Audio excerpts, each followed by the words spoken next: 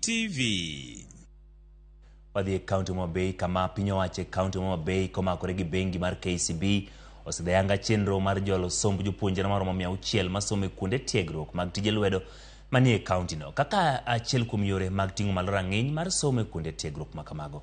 Chinde mong'ere kaka KCB tujiajiri geno wafundi mang'ula omonyo omenda maromo $24,000 kendo jopuonjre go ne okawo 15 kuom wards te 40 e kaunti no. Gavana Homa Bay Gladys Wanga gi apisa mochung' ne tayo chenro mag bengi ma KCB Joblino Mari ne otele chenro mar sidho chenro e katiegruok mag dhe lwedo masero kama ne Wanga okoni dwaro mare en ting'o malo chenro mag somo e kuonde tiegruok mag tije lwedo e kaunti no.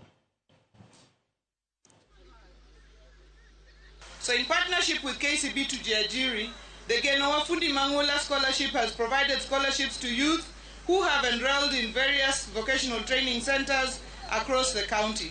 The scholarship is a matching fund partnership with KCB Foundation, totaling to 24 million Kenya shillings. In other words, KCB, as you have seen from the check, have provided us with 12 million Kenya shillings. The county government of Homa Bay has provided another 12 million Kenya shillings, making it a total of 24 million Kenya shillings. Thuolo mar mila be onge, thuolo mar tugo be onge, ka entie mana thuolo mar somo gi tich matek. Wawinjore kanyo koso wawinjore. This program will empower 600 youth through the provision of technical skills across 19 vocational training centers in Homa Bay County in partnership with the county under Your Excellency leadership.